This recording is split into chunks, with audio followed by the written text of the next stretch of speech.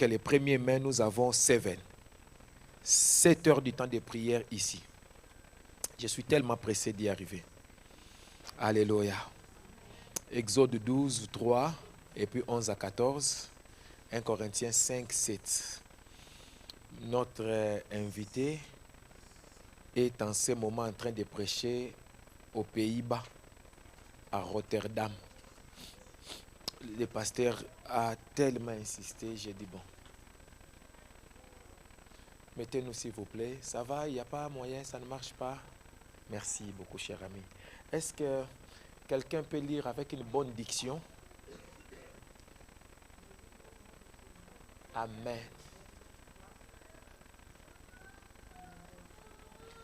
Depuis que le poison est sorti, je sens ta voix. Je suis fier. Vas-y, maman, s'il te plaît.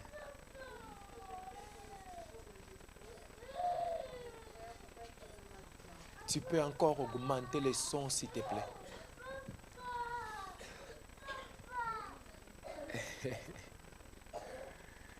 Vas-y. C'est Exode 12, verset 3. Hein? Oui. Si tu changes de texte, tu prêches toi-même. Hein? Oui, voilà. Tout le monde l'écoute, hein? Ok. Maman, là-bas, on ne t'écoute pas. Il faut élever encore ta voix. Oui. Merci. Voilà.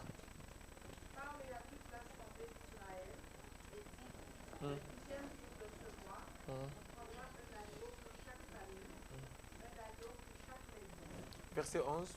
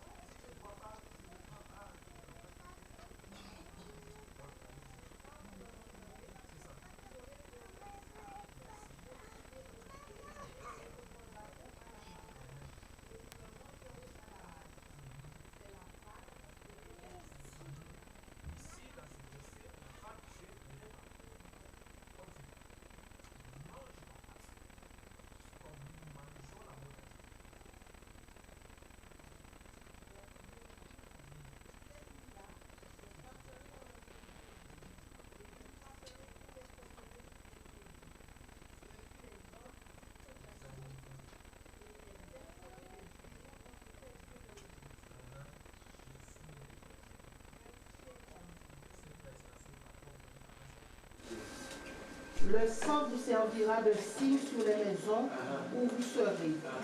Je verrai le sang et je passerai par-dessus vous. Et il n'y aura point de plaie qui vous détruise quand je frapperai le pays d'Égypte. Amen. 14. Verset 14. Vous conserverez le souvenir de ce jour et vous le célébrerez par une fête en l'honneur de l'Éternel. Vous le célébrerez comme une loi perpétuelle pour vos descendants. Gloire au Seigneur. Est-ce que vous avez moyen d'acclamer pour la parole de Dieu? Wow, regardez le voisin, souhaitez-lui la bienvenue. C'est trop fort, laissez-moi un peu si vous pouvez. Si vous ne pouvez pas, c'est pas grave. Amen. S'il vous plaît, prenons place, mettez c'est nos ennemis. Nous avons été habitués à des grands bruits pendant 5 jours où les micros étaient élevés, mais nous crions aussi. Amen. Oui. Voilà. Maintenant, retour au rythme de Baïfaya. Oh. Donc, au bébé Samsala Charité. Ah, parfait. Oh, très bien. Ils ont facilité la tâche. Gloire au Seigneur. Alléluia. Donc, nous sommes dans la semaine de la Pâque et chaque année, notre Pâque s'appelle Tétélestai. La Pâque est la plus grande fête du christianisme. Dans toute l'année, la Pâque est la plus grande fête du christianisme. Pourquoi? Parce que Jésus n'a jamais célébré sa naissance, les disciples n'ont jamais célébré sa naissance pendant qu'ils étaient avec lui, même après son départ. Mais sa mort et sa résurrection, Jésus lui-même a prononcé et a décrété qu'on les célèbre. Et même s'il avait refusé qu'on la célèbre ou qu'on les célèbre, on allait les célébrer parce que c'est le plus grand événement de l'histoire de l'humanité. C'est parce que Jésus-Christ est mort, ressuscité, que nous sommes appelés des chrétiens. Donc c'est pour cette raison, il est utile et important que l'Église connaisse la Pâque. C'est pour cette raison aussi, tous les ans, nous avons un séminaire de 7 jours. C'est seulement pendant la Pâque. C'est le seul séminaire qui prend 7 jours.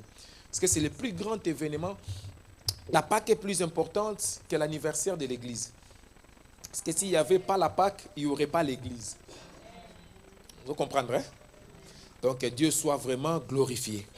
Le mot Pâque, je vais essayer de faire 3 choses. La première chose, j'essaierai de faire une brève, très brève exégèse étymologique du mot Pâque et essayer d'énumérer les 7 fêtes de Yahweh. Ensuite, je parlerai des 3 sortes de Pâques plus ou moins et des 7 miracles de la Pâque. Je conclurai rapidement parce que nous sommes un culte de vendredi. Les mots Pâques, de toute façon, j'avais déjà commencé le dimanche, donc je vais passer vite là où j'ai déjà parlé. Pâques vient du mot hébreu Pessah, P-E-S-S-A-H, qui signifie passer ou bien passer par-dessus. Pâques signifie aussi passage. Ce mot-là, Pessah. Pourquoi passage? Parce qu'il marque le passage de l'ange de la mort en Égypte. Il marque le passage de Dieu au-dessus des maisons des enfants d'Israël. Il marque le passage de la mer Rouge, comment les enfants d'Israël ont traversé la mer Rouge. Il marque le passage de l'Égypte vers le désert, dans l'objectif d'aller vers la terre promise. Il marque le passage de l'esclavage vers la liberté. Il marque plusieurs passages. Amen. Il n'y a pas d'amen. Pâques est l'une des 3 fêtes principales d'Israël parmi les 7 fêtes. Je me réserve de parler des 4 dimensions de chaque fête pour gagner du temps, mais je vais quand même énumérer les différentes fêtes. La Pâque, la fête des pains sans levain, la fête des prémices, je vais vite parce que j'ai donné les dimanches, la fête des semaines, la fête des trompettes, la fête des semaines, c'est ce qu'on appelle Pentecôte, la fête des expiations et puis la fête des tabernacles. Alléluia. Il y a 3 sortes de Pâques. Ça, si j'avais dit dimanche, c'est pour ça que je passe seulement. Mais je vous assure que je me retiens parce que j'ai noté de très très bonnes choses, mais bon, ce n'est pas grave. J'ai pris 3 sortes de Pâques, il peut y en avoir plusieurs. La première que j'ai prise était la Pâque de nos contemporains. La Pâque de nos contemporains, j'ai dit que ça célébrait le retour de la belle saison, le printemps. Plus ou moins commercial, comme Noël, comme Saint-Valentin aujourd'hui, pour nos contemporains. Ça marque le retour du printemps, la belle saison. Ça marque le retour des cloches catholiques, car les cloches catholiques ne sonnent pas pendant les jeudis, vendredis et samedis saints. Et plutôt jeudi, vendredi, oui, et samedi saint, en guise de deuil, symbolique. Ça est marqué aussi par les lapins, qui est un symbole de fécondité. Les œufs, qui sont aussi des symboles de fécondité. Et pour célébrer la Pâque, moi aussi j'ai reçu le cadeau de 2 œufs. Yes. Alléluia. Yes, donc, hier, ma femme était en train de me dire, peut-être que ta photo là, c'est sorti du sac qu'on avait volé là. J'ai dit, on est là. Donc, pardon, je suis filmé. Pardon. Donc, la Pâque, pour nos contemporains, c'est un moment de prendre des rameaux et de faire une procession dans la rue pour aller à l'église catholique.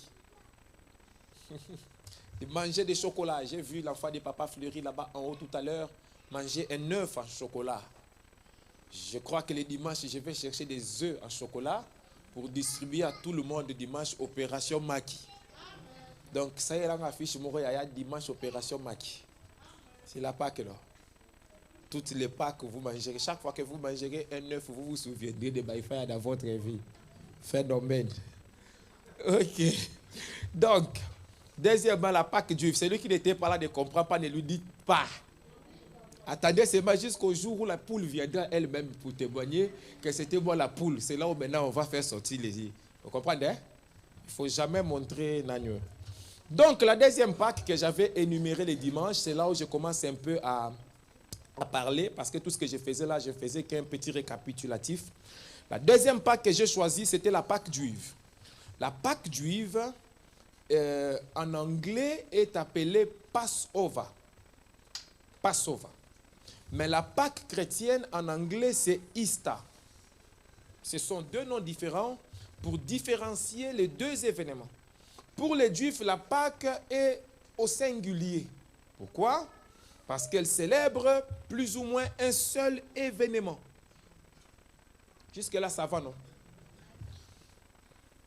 Pendant cette période de la Pâque, tous les Juifs du monde entier, quel que soit l'endroit où ils se trouvent, ils commémorent cet événement qui s'appelle la Pâque. Donnez-moi les textes qui a stoppé ma prédication le dimanche, s'il vous plaît. Vous vous en souvenez immédiat? Non? Exode, ce que nous avons lu là, les versets, je crois, 13 ou 14. Oui, mais les versets qui m'ont stoppé le dimanche, voilà, exactement. Voilà, c'est les versets qui m'ont stoppé le dimanche. Parce que quand je suis arrivé à souvenir, c'est là où tout est parti. Le chef de l'église a voulu faire sa chose autrement, j'ai suivi. J'ai lu au nom de Jésus-Christ. Dieu est en train de dire aux enfants d'Israël, vous conserverez le souvenir de ces jours. Donc la Pâque, premièrement, pour les Juifs, c'est un souvenir. J'avais dit hier, apporter les cahiers, les stylos et les Bibles, c'est le rythme de notre église. Je n'ai pas compris, vous, presque la majorité, personne ne prend note. La Pâque est d'abord un souvenir pour les enfants d'Israël. C'est la période, alléluia, où les enfants d'Israël doivent se rappeler qu'ils étaient des esclaves, que personne ne pouvait les aider. Mais Dieu est descendu du ciel. Il a soulevé un prophète et son frère prophète et sa sœur prophétesse. Et il les a délivrés de l'homme le plus puissant du monde qui était homme Dieu, de l'armée la plus puissante du monde. Dieu a dit chaque année, souvenez-vous. La Pâque, c'est un anniversaire. C'est un souvenir. Alléluia. Ceux qui se souviennent réussissent. Il y a des souffrances que Dieu permet dans ta vie pour que quand il te délivre, que tu conserves le souvenir de la délivrance de Dieu. C'est ainsi que souvent vous verrez que dans l'histoire de la Bible, on élevait un autel, on élevait un caillou. Oh, le monsieur dort comme ça, qu'est-ce qu'il y a? Il ne va pas bien. Qu'est-ce qu'il a? D'accord, il a pris beaucoup d'alcool. Ah, il a besoin de Jésus. Ok, c'est bien. Comme il est déjà entré ici, Jésus est entré déjà. C'est confortable pour lui comme ça. Ah, moi aussi j'ai dormi comme ça à l'église 2 ans, à la Belle Étoile. Donc aujourd'hui, si j'habite au 15e étage, c'est tellement confortable. Parce que j'ai dormi comme ça, sur les bancs en bois. Je remercie Dieu pour ça. Je suis fier. Les souvenirs, vous allez voir beaucoup de personnes, ils élèvent un monument pour qu'on n'oublie pas ce qui s'est passé. Je ne sais pas, pour les gens qui voyagent beaucoup, vous allez voir dans beaucoup de villes en France, vous allez voir quelque part, on élève un caillou, une stèle ou un monument, on écrit aux enfants de la France, aux habitants de la ville qui ont combattu dans la Deuxième Guerre mondiale. On écrit leur nom. Thierry Dupont, Nagno, capitaine Haddock, Nani, Dupont, Nani, D'Artagnan, voilà. Souvenir. Ce n'est pas par hasard, Bandeko, que quand les Français veulent faire une manifestation, ils vont à la place de la République. Il faut étudier les statuts qui sont à la place de la République. Vous comprendrez ce qu'ils font. La Pâque, pour les Juifs, c'est un souvenir. Oh, alléluia. Quand les Juifs arrivent à cette période, ils se disent une chose. Nous sommes le peuple de Dieu. Personne ne peut dominer sur nous. Personne ne peut nous vaincre. Personne ne peut nous exterminer. Parce que celui qui a renversé Pharaon peut renverser tout ennemi. C'est un souvenir. C'est à la Pâque comme ça que tu dis à ton âme, mon âme, ne sois pas troublé, ne sois pas perturbé. Fais confiance à l'Éternel, n'oublie aucun de ses bienfaits. Deuxièmement, la Pâque pour les Juifs, là où la Pâque juive est une fête, est une célébration. Vous le célébrerez par une en l'honneur de l'Éternel. La Pâque chez les Juifs est une fête, Bandeko. Dieu est un Dieu de fête. Il n'est pas un Dieu de deuil. Il n'est pas un Dieu de tristesse et de malheur. C'est pour cette raison, dans ma conception, j'ai toujours dit, il est impossible que je tombe en dépression. Parce que la Bible déclare, nous avons reçu un esprit de joie. Le Saint-Esprit est un esprit de joie, est un esprit de fête, est un esprit de réjouissance. Waouh! La Bible dit, réjouissez-vous dans le Seigneur. Et si vous n'avez pas bien entendu, je le répète, réjouissez-vous dans le Seigneur. Yoka, même si tu es introverti, flegmatique, rancunier, mélancolique, quand tu rencontres Jésus, que le Saint-Esprit entre en toi, regarde, le fruit de l'Esprit, c'est l'amour, la paix, la joie. Pas que tes moments de fête. Ce n'est pas un moment de deuil, Bandeko. Zara Bandela. Pas que les moments de deuil chez les ennemis des enfants de Dieu. Parce qu'ils se souviennent que c'est à cette époque que Dieu a tué les premiers-nés. Mais chez nous, nous nous souvenons que c'est l'époque où Dieu a sauvé nos enfants et les parents et nos animaux, tous on était sauvés. Et c'était un moment de célébration. Alléluia. Je crois en Dieu. Que quand je prêche ces choses, c'est pour que la vie de quelqu'un devienne une fête permanente.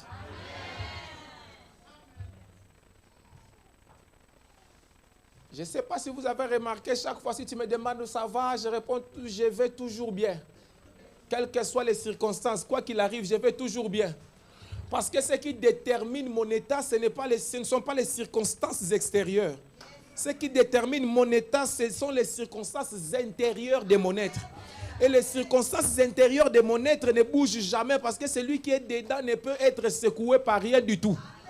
J'ai la joie malgré les circonstances, en dépit des circonstances. Quels que soient les problèmes qui m'arrivent, j'ai la joie. Parce que ma joie dépend de celui qui est en moi. Et la joie qui vient de l'Éternel est ma force. Et quand l'Éternel a la joie, je suis fort. La fête de la Pâque est une fête en l'honneur de l'Éternel. Troisième chose chez les Juifs, la Pâque est une loi perpétuelle. C'est une loi, c'est une obligation. Vous comprenez? Les Juifs n'ont pas le droit de sauter une Pâque. C'est fort. Pour les Juifs, la Pâque, c'est aussi l'agneau ou le repas pascal. Vous avez vu les versets, non? Je crois que c'est le verset 13. Hein? Il dit quand vous les mangerez, je ne sais plus, 11, je crois que c'est 11. Vous les mangerez. C'est ça, hein? Voilà, quand vous les mangerez, vous aurez les reins sains, vos souliers aux pieds, les bâtons à la main, et vous mangerez à la hâte, car c'est la Pâque de l'Éternel.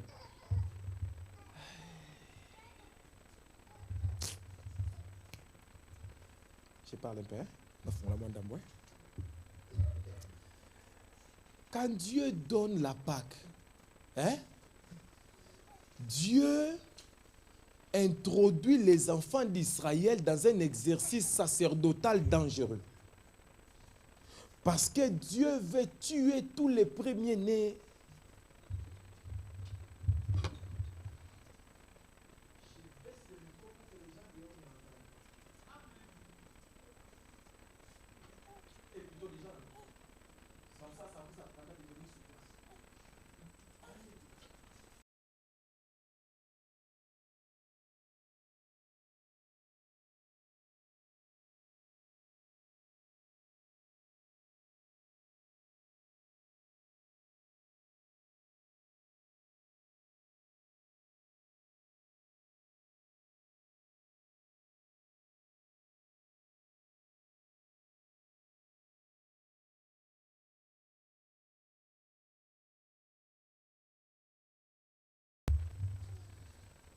Beaucoup de gens mangent la Sainte Seine seulement dans la dimension où ils mangent le corps et le sang de Jésus. C'est bon, laisse-les manger comme ça, c'est bon. Mais ne me retiens pas dans ton niveau.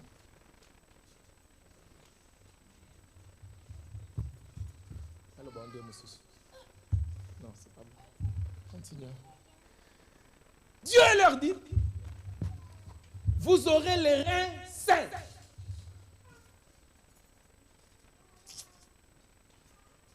Papa fleury peki sanga soge baby. Ceux qui ont mangé bagno bébé peki sanga. Quand Dieu leur dit vous aurez les reins sains, Dieu dit deux choses. La première chose, Dieu dit, vous mettrez la ceinture à la taille. Bon, mais la deuxième chose que Dieu est en train de dire, il parle maintenant des reins à l'intérieur.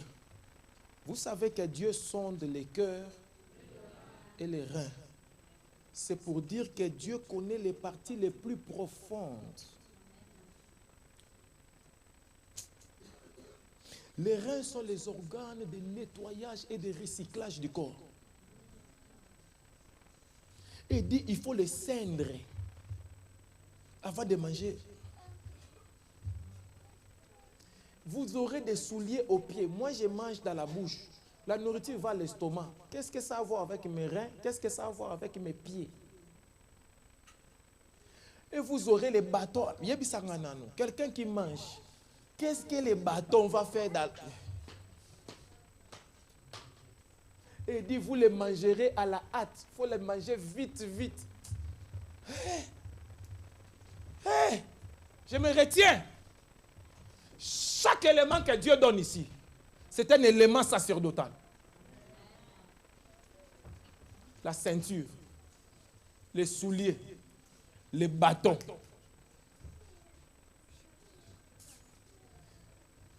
Trois fois, j'ai voulu dire ces choses. Avance. J'en parlerai un autre jour.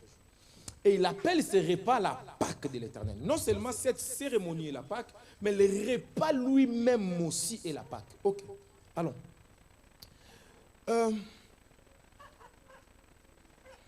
Voilà. Plus ou moins 3 millions de Juifs sont sortis ces jours-là de l'Égypte, dont plus ou moins 600 000 adultes et 800 000 enfants.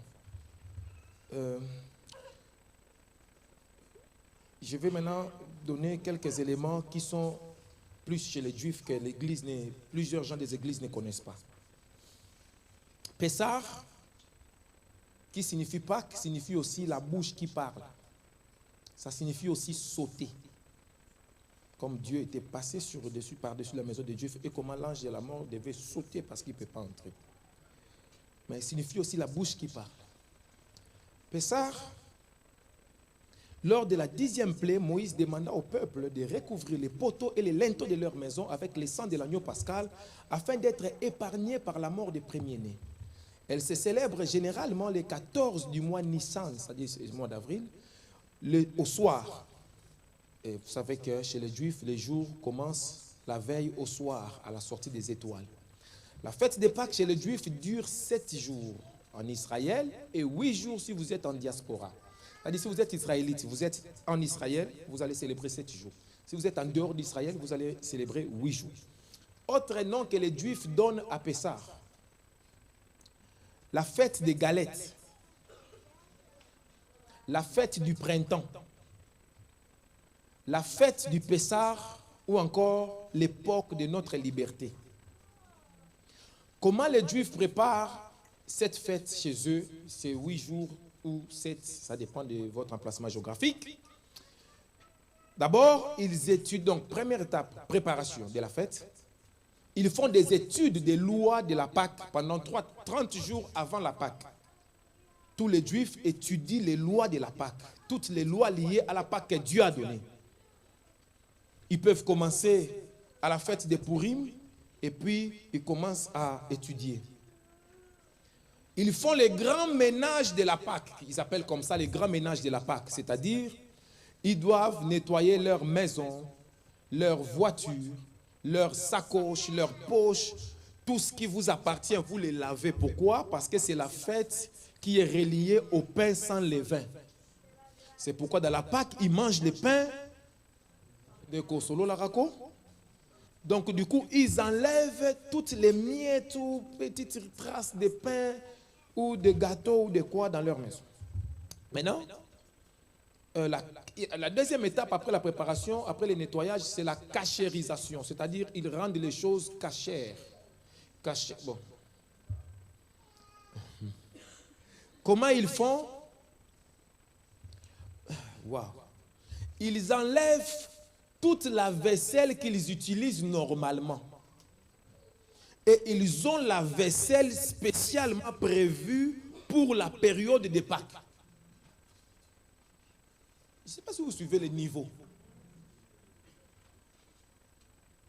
C'est terrible, hein? Si vous n'en avez pas, vous nettoyez soigneusement et vous cachérisez les choses. Ils deviennent cachères. Maintenant, la veille de la Pâque ou la veille de Pessah, parce qu'ils sont les 13 de Nissan, parce que le mois de Nissan, c'est plus ou moins mars-avril. Les 13, parce qu'ils commencent leur fête les 14. Alors, les 13 soirs, je vais vous donner la suite des choses, comment ils font. Première chose qu'ils font, ils allument une bougie.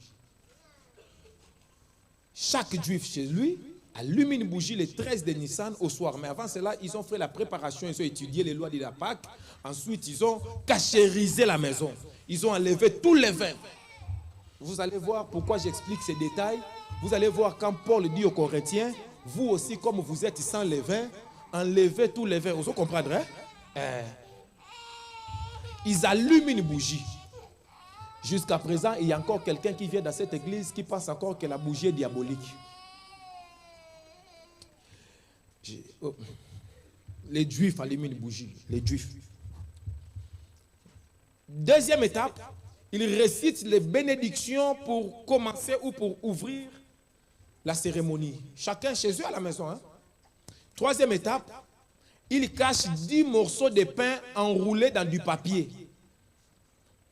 Mais ça ne doit pas être du papier aluminium, parce que le papier aluminium ne brûle pas.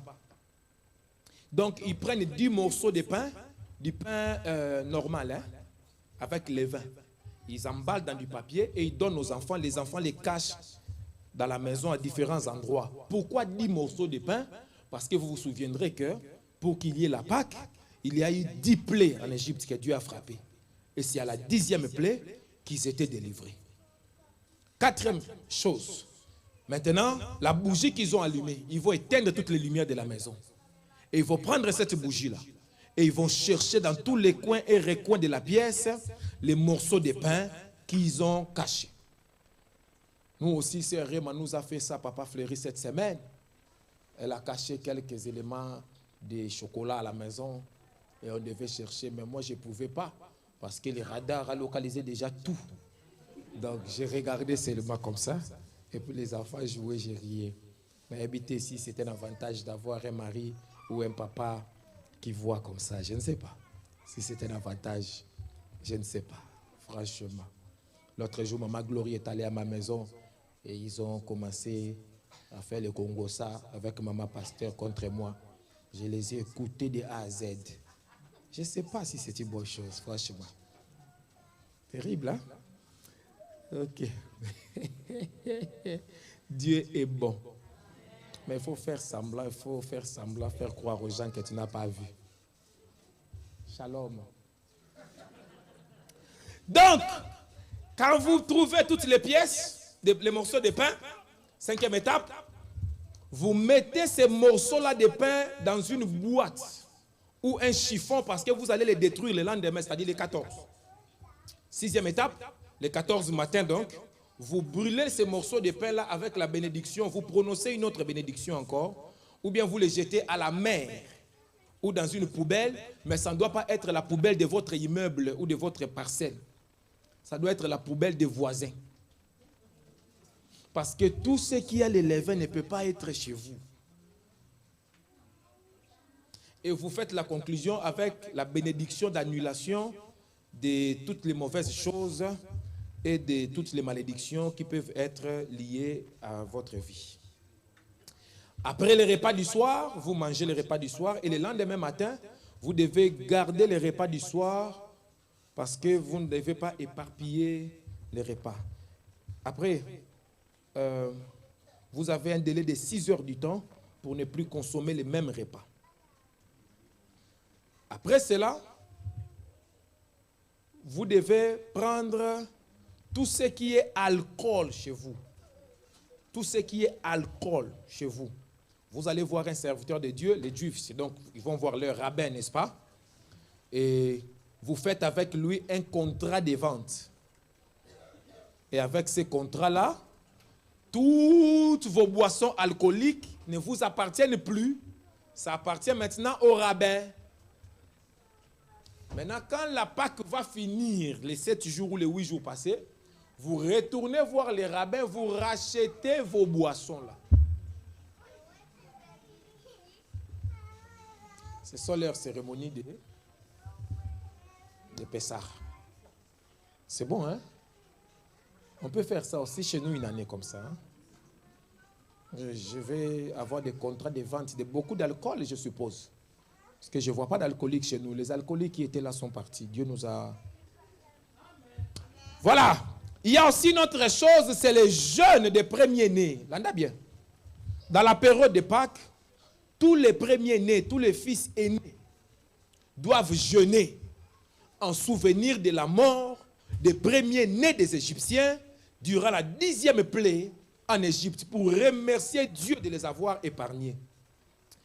Maintenant, pour éviter de jeûner, certaines personnes les remplacent par l'étude de la Torah ou l'étude et l'achèvement d'un traité du Talmud. Il va à la synagogue et il étudie et il va jusqu'au bout d'un traité du Talmud. Ou bien il fait un repas à l'honneur de la mitzvah. Bon. Et le père de famille, c'est-à-dire si tu es premier-né, le père de famille peut même jeûner à la place de son enfant si son enfant est mineur. Ou bien la maman peut aussi dire, mon enfant est trop petit, je l'épargne du jeûne. Ça peut arriver aussi. J'ai un peu décrit la Pâque juive et la Pâque de nos contemporains. Je vais maintenant essayer de décrire la Pâque chrétienne. Je vous ai dit que chez les Juifs, la Pâque est appelée Passover en anglais, mais la Pâque chrétienne est appelée Easter. C'est aussi pour distinguer les deux. La Pâque chrétienne, vous la verrez dans Matthieu 26, 19 à 20, et plutôt 26 à 29, s'il y a moyen. Matthieu 26, 19 à 20, et versets 26 à 29. Matthieu 26, 19 à 20, et puis 26 à 29.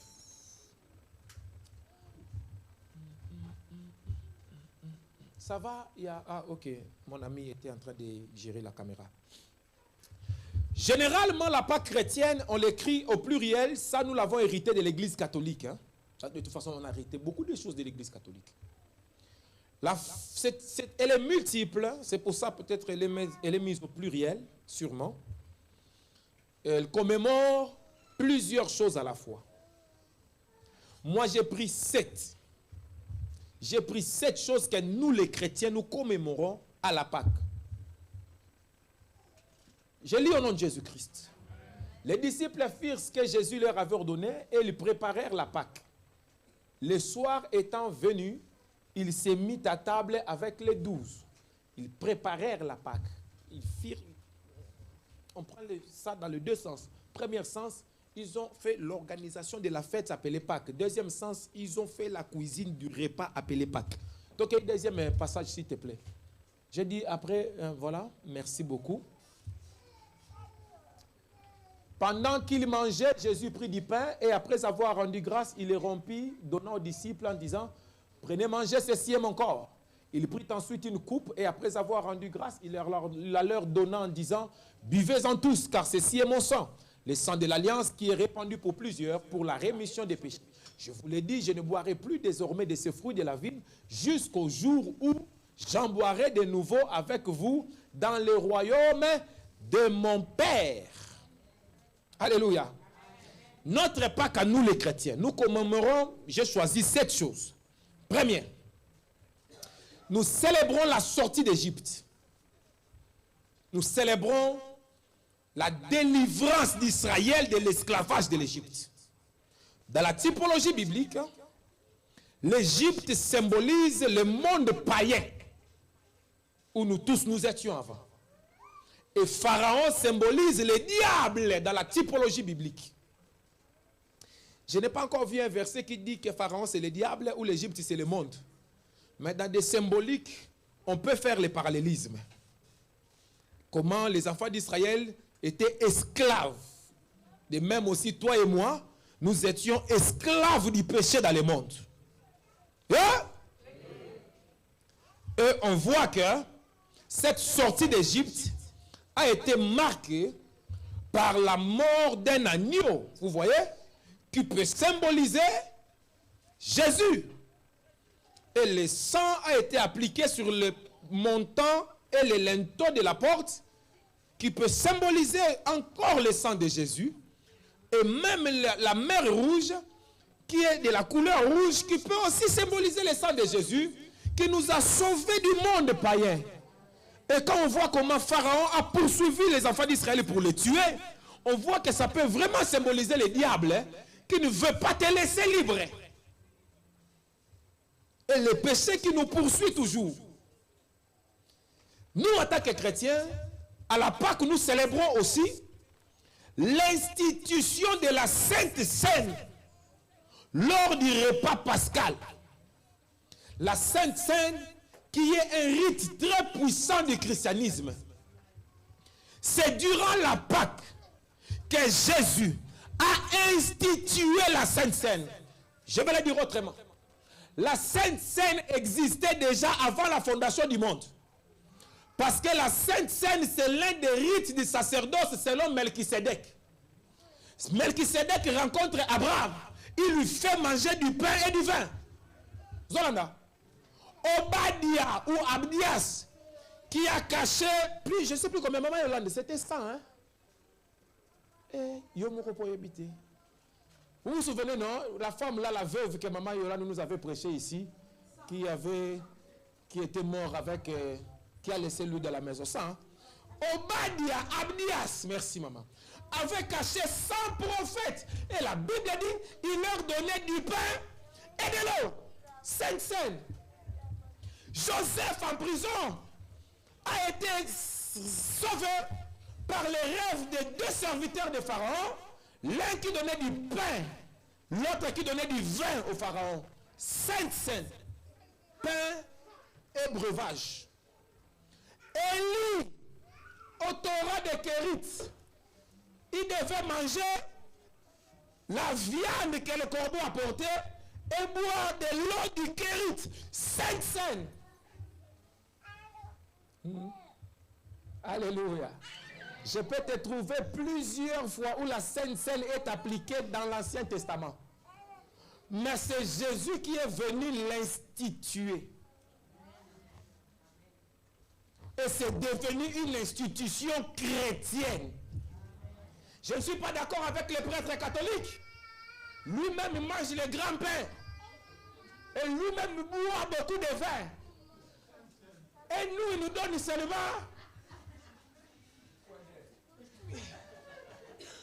L'église catholique est riche quand même.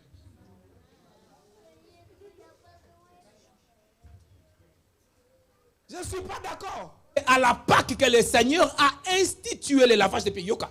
Le lavage des pieds était une pratique pour souhaiter la bienvenue à quelqu'un chez vous. Les gens avaient des esclaves. Et comme ce sont des pays désertiques, quand les gens viennent, les pieds sont souvent salis par la poussière. Et quand quelqu'un arrive chez vous, votre serviteur, parce qu'il y avait des serviteurs de l'extérieur et des serviteurs de l'intérieur de la maison. Donc le serviteur va laver les pieds des invités et essuyer leurs pieds. Ensuite, ils entrent, ils n'amènent pas la saleté dans la maison et ils sont propres aussi. C'est une façon de souhaiter la bienvenue et c'était le travail de l'esclave. Et le Seigneur Jésus, quand il lave les pieds des apôtres, il est en train de donner une leçon d'humilité très puissante. Que lui, le grand maître, le plus grand maître de tous les maîtres, mais s'est réduit à faire le travail de l'esclave. Mais il est aussi en train de nous enseigner une autre dimension d'une pratique spirituelle qui peut produire aussi des résultats dangereux. Alléluia.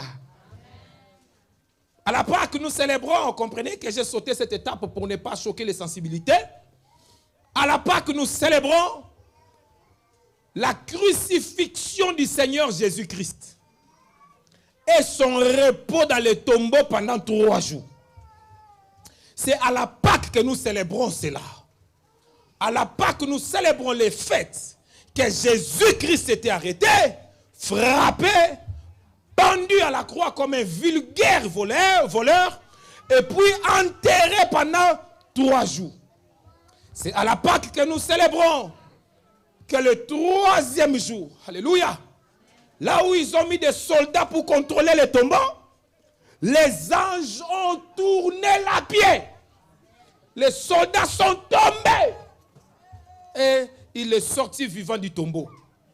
Les hommes politiques ont payé les militaires pour que les militaires disent aux gens, ses disciples sont venus et ont volé son corps. C'est une honte. Parce que l'armée romaine, Maman Pierrette, je suis content de te voir, venant de Paris, est la plus grande armée de cette époque. L'armée romaine est la plus puissante armée de cette époque. Donc des soldats romains disent que des pêcheurs de poissons, des hommes qui ne sont pas des sportifs, sont venus, nous ont vaincus, ont tourné la pierre et ont fait sortir les corps. Nous n'avons rien pu faire. Et les gens doivent croire cela. C'est ça, papa bienvenu. C'est comme ça que ça marche, la diffamation et la mauvaise réputation. Les gens sont prêts à s'humilier eux-mêmes seulement pour que toi, tu sois sali. Les gens sont prêts à dire des choses même sur eux-mêmes ou toi-même quand tu regardes, tu dis, oh, quelqu'un d'intelligent ne peut pas... Mais leur problème, ce n'est pas eux. Leur problème, c'est que toi, tu sois atteint. Comment tu peux expliquer des soldats de l'armée la plus puissante du monde? C'est-à-dire les soldats de l'armée américaine vous disent que des pêcheurs de poissons, des collecteurs d'impôts ont roulé la pierre pendant qu'eux étaient là avec des armes. À la Pâque, nous célébrons la résurrection du Seigneur Jésus. À la Pâque, nous célébrons aussi la nouvelle création inaugurée le 3e jour. Cela s'est fait par l'Église du Seigneur. Dieu a créé l'Église à la Pâque. Bon, on peut dire à la Pentecôte, mais en tout cas, la chose a commencé à la Pâque. C'est là où la chose a commencé parce que quand il est ressuscité, les choses commencent. À la Pâque, nous célébrons aussi Jésus-Christ, notre Pâque. Est-ce que tu peux me remettre 1 Corinthiens 5, verset 7, s'il vous plaît? Je vais essayer de parler par connaissance, un peu par révélation aussi. Je verrai si j'essaierai aussi par prophétie, si c'est possible. Yaya, 1 Corinthiens 5, 17, s'il te plaît. 1 Corinthiens 5, 17, s'il te plaît. Merci beaucoup. Est-ce que j'ai pensé à... 7, oui, 7. Merci beaucoup. Merci, tu m'as aidé. C'est ça, c'est 7. Faites disparaître le vieux levain, afin que vous soyez une pâte nouvelle, puisque vous êtes sans levain, car Christ, notre Pâque, a été... Je peux m'asseoir ici un mois avec vous dans ces versets. Je vais essayer d'être très bref. Christ est notre Pâque. Et pendant la période de la Pâque, nous célébrons Jésus-Christ. Il n'y a pas d'amen bien. Nous célébrons Jésus-Christ. C'est-à-dire la Pâque est la période la plus christocentrique de l'histoire de toute une année. Dans le monde entier, la période la plus christocentrique, c'est la Pâque. Pâques est plus christocentrique que Noël. Oh, c'est vrai. Sa mort et sa résurrection sont plus importantes pour nous que sa naissance. C'est vrai que s'il n'était pas né, il n'allait pas mourir et ressusciter pour nous. Mais il pouvait aussi apparaître, Dieu peut tout. Mais sa naissance n'est pas l'événement central. L'événement central, c'est sa mort et sa résurrection. Lui-même disait, le Fils de l'homme est venu pour donner sa vie pour ses brebis.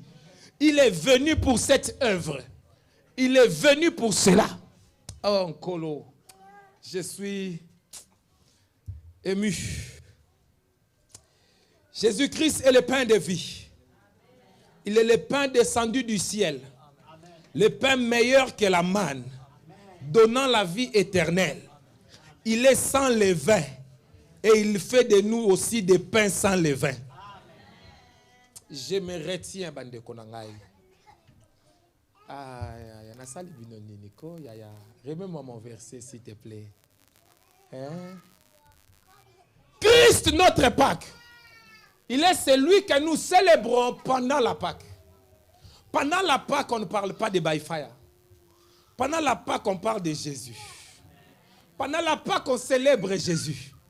Le 27 juillet, on parlera de Baïfaya. Mais pendant la Pâque, Jésus n'a Jésus. Jésus au commencement, Jésus au milieu, Jésus à la fin, Jésus, Jésus, Jésus, Jésus. Pendant la Pâque, on dit Christ, notre Pâque, a été immolé.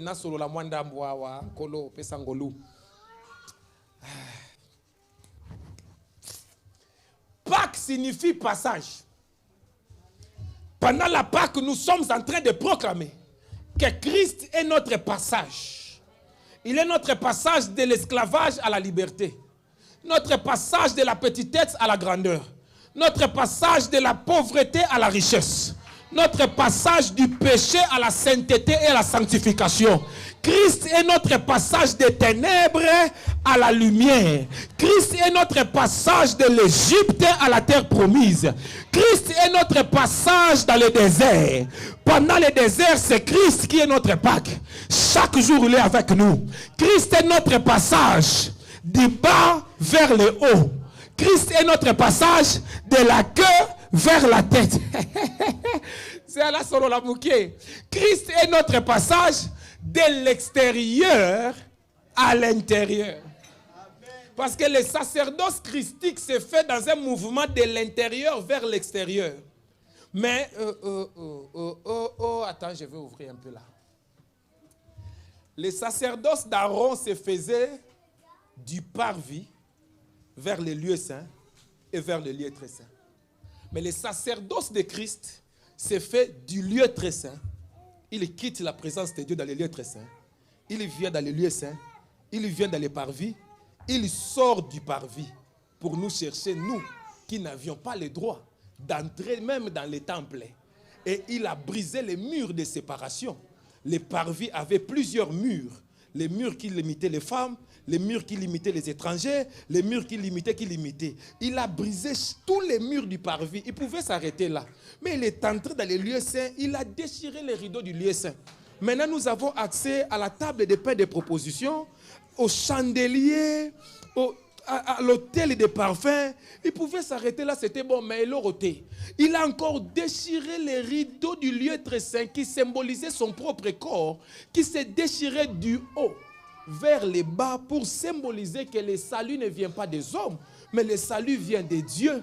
Et en les déchirant, les gens ont eu accès au lieu très saint où il y avait l'arche de l'alliance, avec la table des 10 commandements, le bâton d'Aaron qui a fleuri, et la manne cachée à l'intérieur, et les chérubins sur le propitiatoire, et la lumière de l'autel où le feu s'est allumé de lui-même.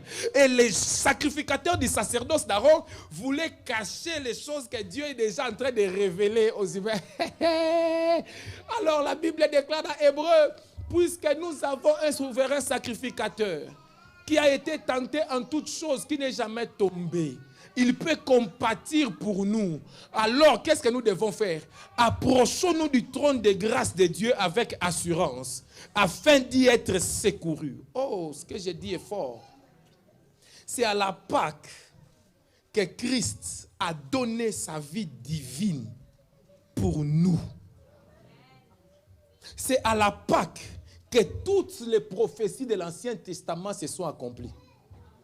C'est à la Pâque, depuis Genèse 3,15, où il dit, je donnerai un descendant à la femme qui t'écrasera la tête et tu le mordras au talon. Et les prophéties ont commencé à venir. C'est à la Pâque que ça s'est réalisé. Moïse n'a pas pu faire ça. Jérémie n'a pas pu faire ça. Ésaïe n'a pas pu faire cela. Aucun prophète de l'Ancien Testament, même Jean-Baptiste n'a pas pu faire ça. Mais Jésus l'a fait. On ne peut pas, Limbi Sangaï, attends, je vais éviter des polémiques, moi je ne veux pas de problèmes.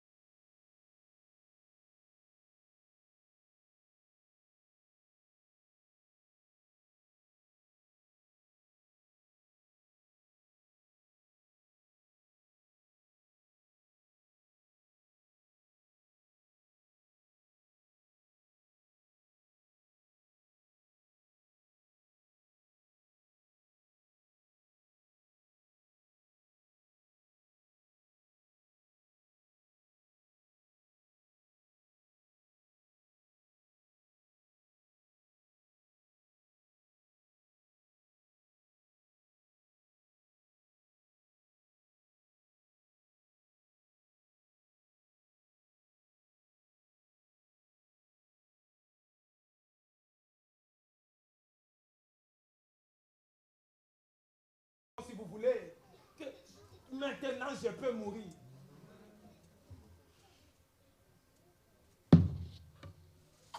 Alléluia. Amen. Oh, alléluia. Amen. Je ne veux pas de polémique. Vraiment, les amis excusez-moi, je suis touché par ça. Christ est notre Pâque. J'ai dit Christ est notre Pâque. J'ai dit Christ est notre Pâque. Dieu a dit aux enfants d'Israël dans Exode 12, vous prendrez un agneau qui a 1 an, n'est-ce pas? Un agneau qui doit être sans défaut.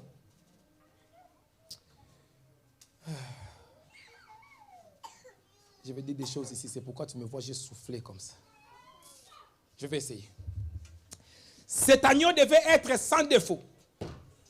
Il devait être sans défaut intérieur et sans défaut extérieur.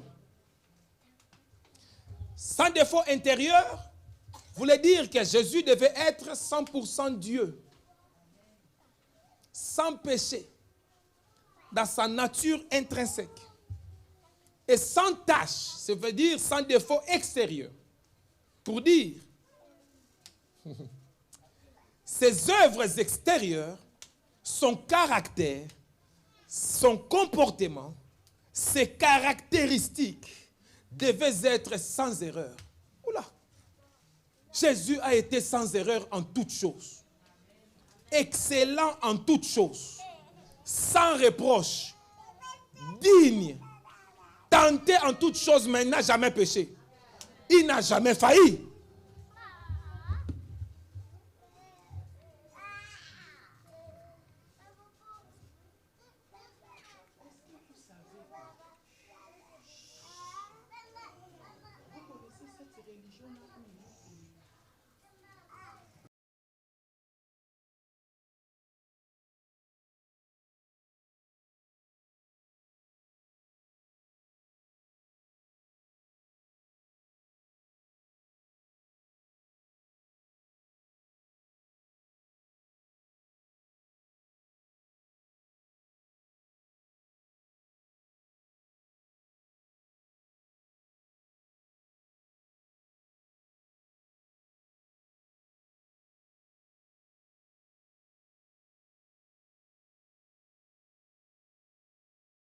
À la Pâque, nous célébrons Jésus.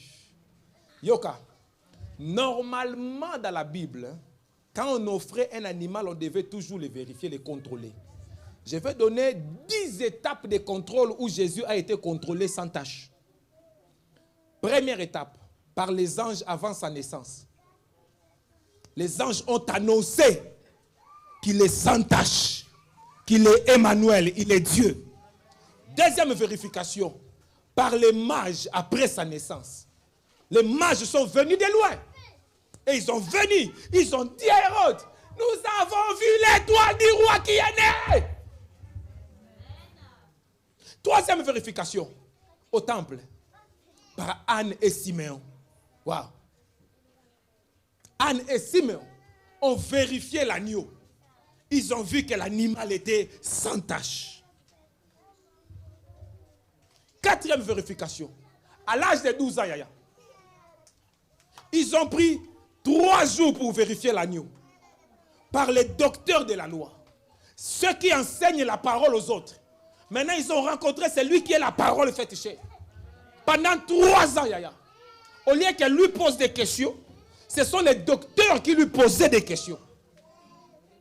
Ils ont testé l'agneau pendant 3 jours. Excusez-moi, j'ai dit 3 ans. Alors, plutôt, 5e test, c'est par Jean-Baptiste. Le jour où Jean-Baptiste l'a vu dans son église, je suis sûr qu'il le voyait déjà parce que c'est son cousin. Mais c'était le jour en question. Et Jean-Baptiste a dit, voici l'agneau de Dieu qui ôte le péché. Et le lendemain, il a encore vu de loin, il a encore dit, voilà l'agneau de Dieu 2 fois. Jean-Baptiste a vérifié l'agneau. L'agneau n'avait pas de problème.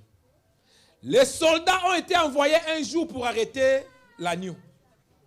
Les soldats ont dit, comme c'est une église, laissons-les finir de prêcher. Après, on va l'amener. Il a pompé la parole, il a fini de pomper la parole. Les soldats sont rentrés, mais bredouilles chez leur chef. Ils disent, où est l'homme qui a le mandat de Nani? Ils ont répondu, jamais homme n'a parlé comme cet homme. Ces jours-là, les soldats étaient en train de donner les résultats de l'examen militaire de l'agneau. Quel est cet agneau qui devait être vérifié même par l'armée? Un autre qui a vérifié l'agneau, c'était le souverain sacrificateur. Le jour où il a contrôlé si l'agneau était sans tache, résultat, il a déchiré ses habits sacerdotaux. En les déchirant, il a démissionné de son rôle. Il a rendu le sacerdoce suprême à Jésus. Un autre qui a vérifié l'agneau, c'est Pilate. Vous vous souvenez? Pilate a vérifié l'agneau. Pilate a dit aux enfants d'Israël, je ne vois aucun mal en lui. C'est pour cette raison que je lave les mains. Que son sang retombe sur vous. Parce que moi, je ne vois rien pour le condamner. Il y a encore un autre qui a vérifié l'agneau. C'est le voleur qui était à son côté. Qui a dit à son ami voleur, nous méritons la croix. Mais lui, il ne mérite pas la croix. J'ai pris aussi un autre, le soldat romain, qui a...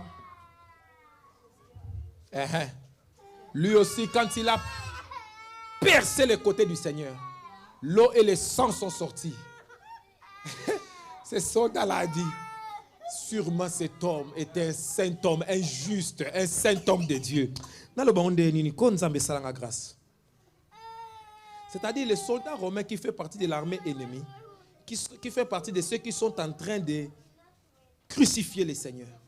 Et il plante sa lance là pour mettre fin à la vie de Jésus. Maintenant, au lieu de mettre sa lance et faire sortir et dire, je l'ai tué, je l'ai abattu, je l'ai terminé. Au contraire, il témoigne. Il dit, c'est certainement, cet homme est juste. Cet homme est innocent. Cet homme est un saint de Dieu. Cet homme vient de Dieu. Cet homme marche avec Dieu. Ces deux-là sont des voleurs. Mais lui est juste. Même s'ils sont ensemble. Mais non, lui est innocent. J'ai pris ma lance pour le trou. Je me retiens. Quand la Bible dit l'agneau d'un an, Ça voulait aussi annoncer que Jésus allait mourir à la Pâque, mais il sera très jeune. Il est mort à l'âge de 33 ans, plus ou moins. 33 ans, c'est très jeune. Hein? 33 ans, c'est très, très, très jeune. Parfois, on ne se rend pas compte parce qu'on nous a menti dans les films. On met un Jésus avec la barbe. 33 ans, non. 33 ans, il n'y a pas ce degré de barbe-là. Déjà, il y a un débat sur la couleur de la peau. Celui qu'on met dans le film, là, ce n'est pas la couleur que Jésus avait sur la terre. Oui, ce n'est pas la couleur. Parce que déjà, Galilée était une zone de grand métissage. Bon, j'ai écouté un pasteur qui en a parlé 2 jours ici. J'ai beaucoup aimé ce qu'il a dit. La barbe, à cet âge-là, il a la barbe.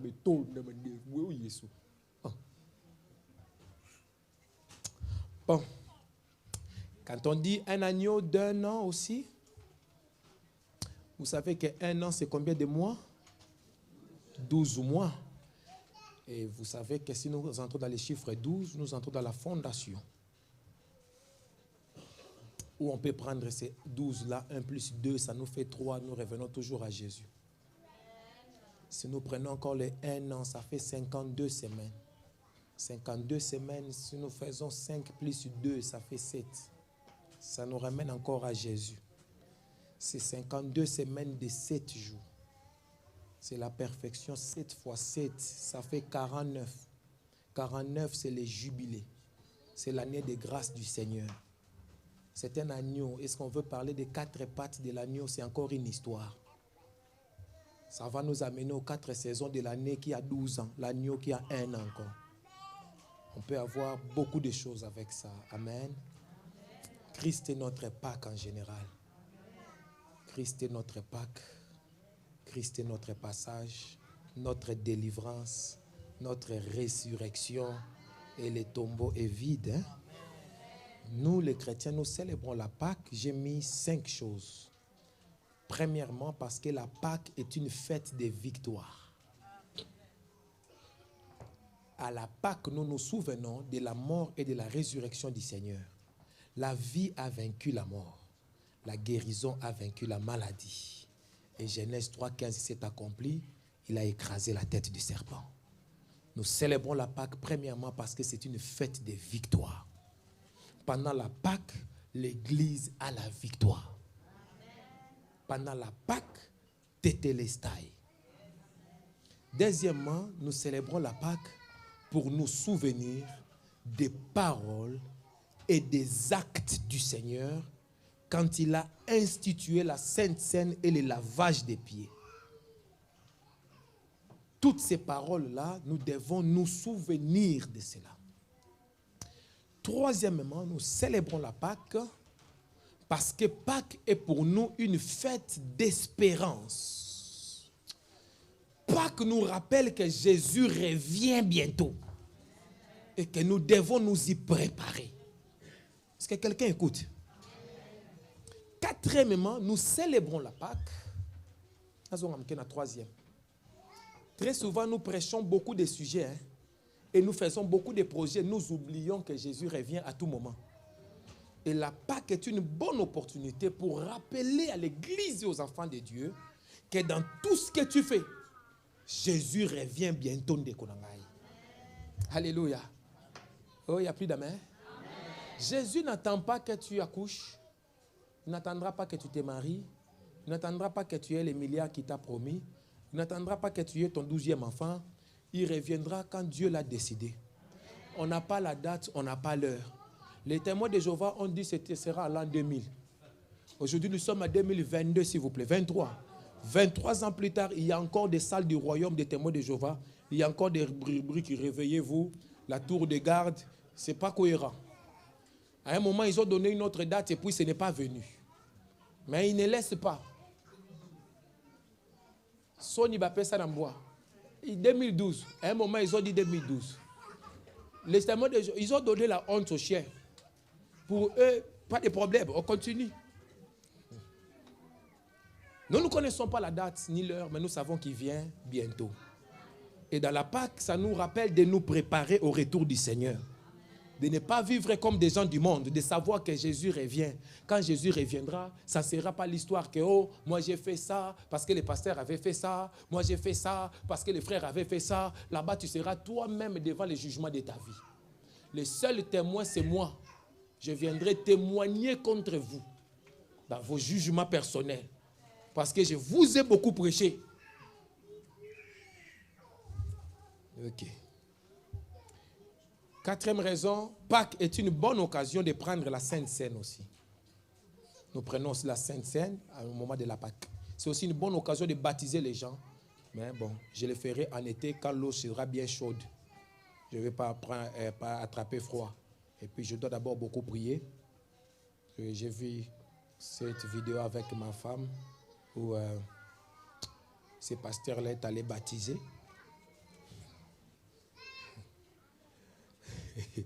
Cinquième. La Pâque, nous la célébrons parce qu'elle est pour nous une fête de purification. J'ai l'impression que les enfants commencent à prêcher plus que moi. 1 Corinthiens 5, peut s'en 6 à 8, s'il te plaît. 6 à 8. Je suis arrivé vers la fin de mon message. Je vous avais dit aujourd'hui apporter la Bible, les cahiers, les stylos. Yaya, ça prendra longtemps ou ça va? Ça va? Ok. C'est la fête de la purification. 6 à 8, hein, papa, s'il te plaît. Merci beaucoup, mon ami. C'est bien à tort que vous vous glorifiez. Ne savez-vous pas qu'un peu de levain fait lever toute la pâte? L'église de Corinthe était une église qui ressemblait à notre église. C'était une église où il y avait beaucoup de miracles, beaucoup de prophéties, beaucoup de grandes choses. Mais c'était aussi l'église où il y avait beaucoup de péchés, beaucoup de têtus, beaucoup de haine, beaucoup de séparation, beaucoup de commérages, beaucoup de polémiques. Quand on prophétise pour quelqu'un, lui-même n'est pas encore arrivé à la maison. Sa prophétie est déjà arrivée à Guillotière de Corinthe. C'était l'église où tous les jours il y avait un sujet de baise. Beaucoup de TikTok, beaucoup de YouTube. L'église de Corinthe. Nous sommes une église comme il niveau où un groupe de gens est allé accuser un autre groupe de gens chez l'apôtre Paul. Commission d'accusation, département d'accusation. L'église de Corinthe, c'était l'église qui avait le plus de soulards dans le ministère de Paul. Paul n'a jamais vu l'église remplie de soulards comme Corinthe, à tel point que pendant la Sainte Seine, il prenait des verres d'alcool, Dieu merci. Ils prennent beaucoup de vin.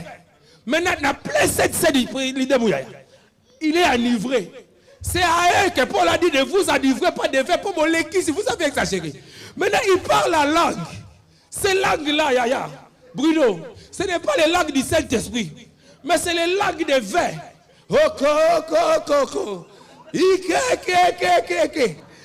C'est-à-dire qu'il peut même dormir sur les chaises. C'est l'église de Corinthe. Actualiser le message. Adapter le message au temps du jour. Comprenez d'accord, hein?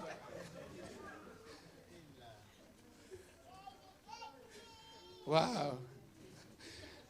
Quelqu'un dit by fire. Surtout de ce côté, dit c'est peu bien by fire. Ah, by fire, ça me traite. Yo, ça la film, mais ça le film qu'on les cailloux. C'est-à-dire, l'église de Corinthe avait des gens qui prenaient des chichas. Nous faisons les... Et il faut... Kanyangosko la carte. Maintenant, il fait sortir parole. Maintenant, il vient à l'église. Alléluia! Vous croyez que c'est l'onction? Chicha! C'était l'église des Noualeurs. Permettez-moi l'expression. C'était l'église, je ne dis pas papa trésor, hein, mais c'était l'église des Rastaman, mais des Rastaman des produits. Tchala papa, tchala maman. Tchala papa, ya tchala papa. Tu prêches la parole de Dieu, tu vois quelqu'un te regarde avec les yeux d'en bas. Toi, tu crois que c'est l'onction. Diamba, il a déjà pris du savre. Et puis, il prend le savre pour venir à l'église. Il n'enlève pas les petites boules là. Oh, les derniers cachés dans les boules là. C'est pour Yayoka. Teya Bango Batika. L'église de Corinthe, c'était l'église où les gens avaient des briquets. Mais ils ne vont pas faire des barbecues. Yo Yebi Saga, tu as acheté les briquets, pourquoi? C'était l'église des gens qui avaient des Johnny Walker dans les vitrines pour faire beau. Vous allez faire des mariages coutumiers, présentation. C'était l'église de pétage de plomb.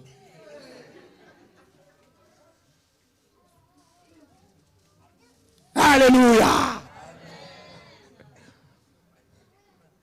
Vous comprenez ma solo, hein?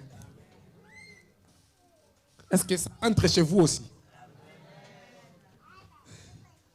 Mais c'était l'église où il y avait beaucoup de puissance, beaucoup de power, beaucoup de prophéties. Vous savez que les boissons alcoolisées très fortes, on les appelle les spiritueux. Parce que ça peut activer une dimension de la voyance. Moi, j'ai connu une dame qui était alcoolique. Et quand elle était alcoolique, elle me voyait. Je suis à Paris dans sa fenêtre. Elle dit, papa, je t'ai vu. Mais quelqu'un qui t'appelle, il te parle lentement. Papa, moi j'étais en train papa, je t'aime. La première fois, j'ai dit, oh, l'amour du Seigneur est grand. Mais 2 fois, 3 fois, j'ai habité. Comment toi, tu as 2 vitesses? Ah. Donc, écoute, tu vois, à notre époque, là, quand on écoutait les Mario, on avait des disques, là, quand on mettait comme ça, à un moment, ça bloquait. Mario, jusqu'à ce qu'il faut aller soulever. Il y a des gens comme ça. L'église de Corinthe, ils étaient comme ça. Moi aussi, j'en ai beaucoup ici. Hein. Ils ont des becs de disques durs. Leur software demande une mise à jour forte.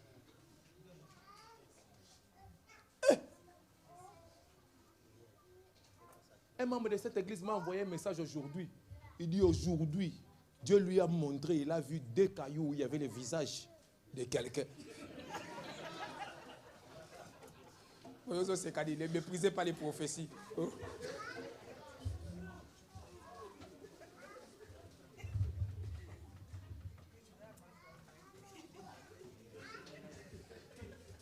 Il a vu. Vision. Oh, les églises à Corinthe, m'a dit. Alléluia! L'église de Corinthe, c'est l'église où une fidèle peut passer devant pour témoigner et elle pète les plombs devant. Et elle insulte tout le monde, j'en ai marre de vous. Le modérateur lui dit, toi tu n'as rien à me dire.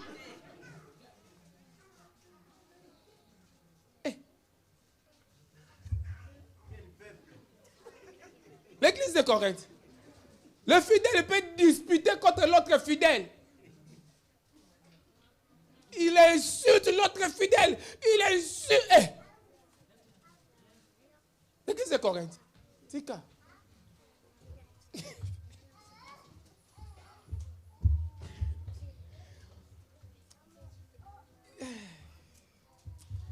C'était une église qui donne une grande leçon. Quelle est cette leçon? Les dons spirituels ne montrent pas le niveau de la spiritualité de quelqu'un. Mais ce qui montre la spiritualité d'une personne, c'est le fruit qu'il produit. C'est son niveau d'amour. envers Dieu et envers les autres. Oyebi, j'ai regardé Wakanda Forever. Vous savez que Wakanda c'est le Congo. Premier épisode, vous n'avez pas compris. Deuxième épisode, ils ont dit clairement que la reine était la fille de Lumumba. Vous voulez qu'on vous fasse un dessin? La fille de la reine, là, Chala. Non, la petite sœur de Chala. Elle a vaincu l'homme là qui venait de l'eau, qui avait des gels aux chevilles. Avec toute la blessure qu'elle avait, la colère qu'elle avait, il a tué sa propre mère. Chala pensait à suivre maintenant.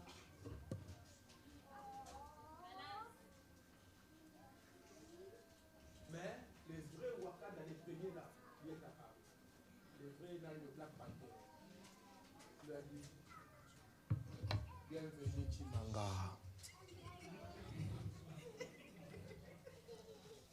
Si vous tuez cet homme, qu'est-ce que vous gagnez? La vengeance n'est pas que la vengeance, que la haine, que des remords. Il dit, lui a tué ta maman, mais toi tu es plus grande que lui. Montre-lui ta grandeur.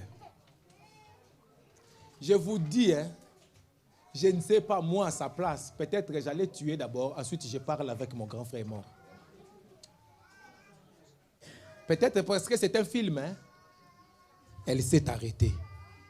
Elle lui a dit, je ne vais plus te tuer. Mais toi, tu m'avais déjà tué. Tu as tué encore ma mère. Mais si tu abandonnes tes péchés, je vais te sauver.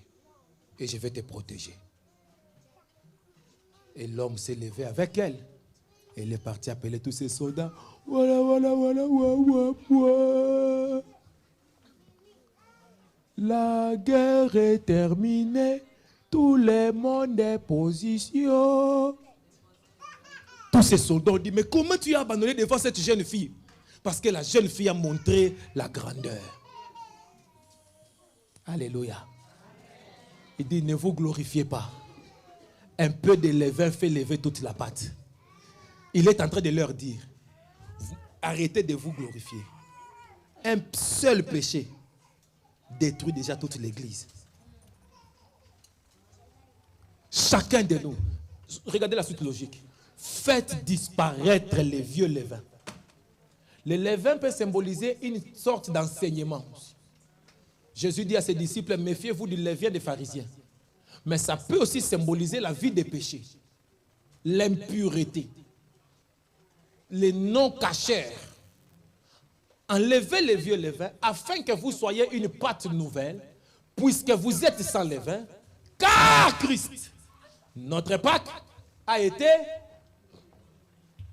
Quand il leur parle de leur péché, il dit, vous êtes. Enlevez, vous. Mais quand il arrive à Christ, il dit, notre. C'est-à-dire, il est aussi ma Pâque, à moi aussi, Paul.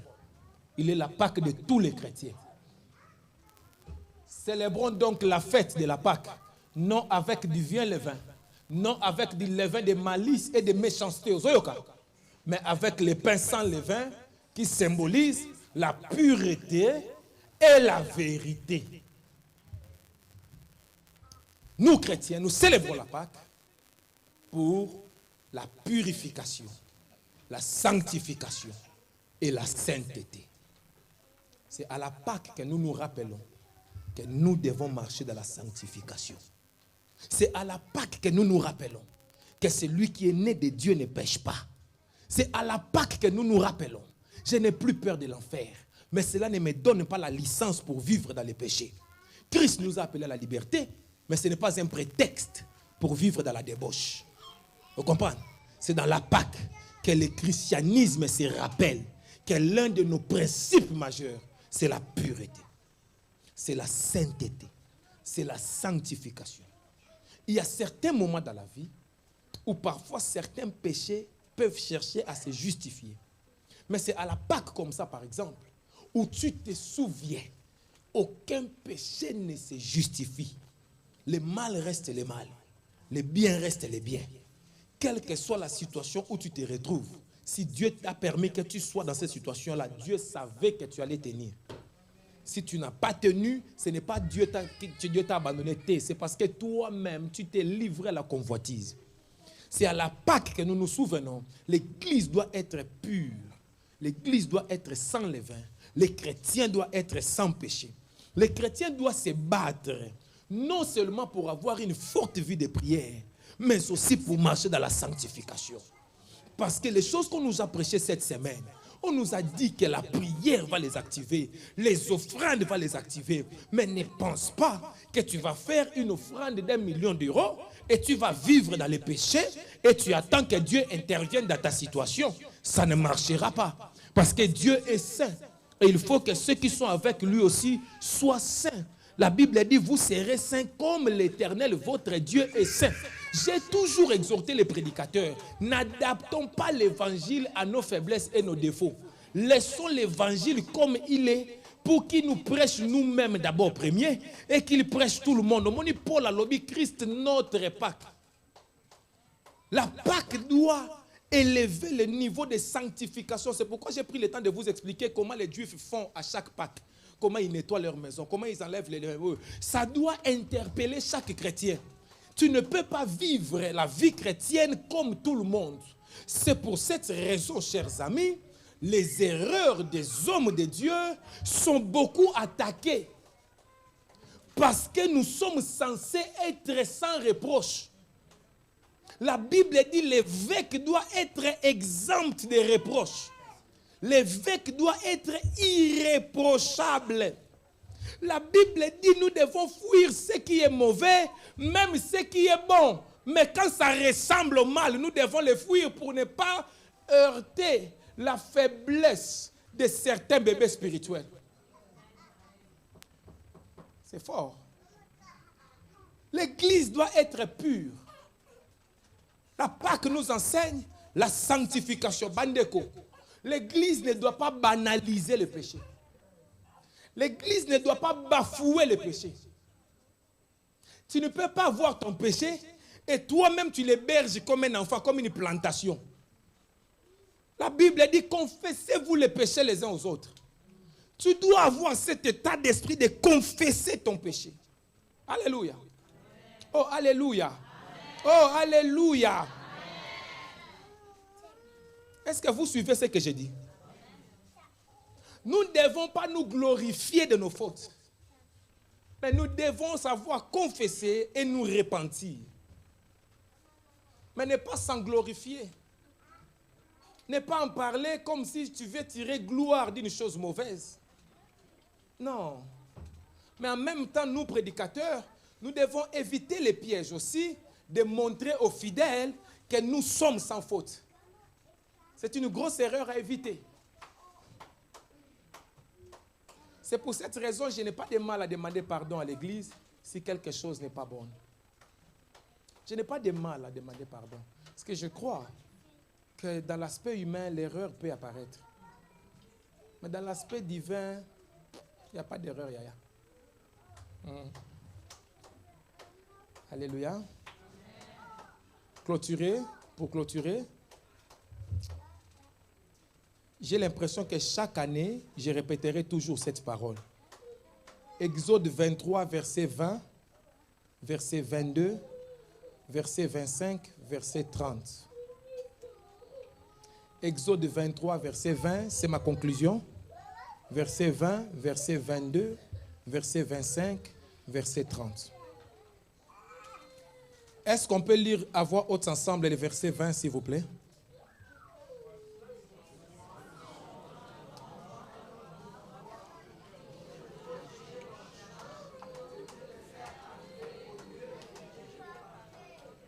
Répétons, s'il vous plaît. Lisons ensemble, allons-y.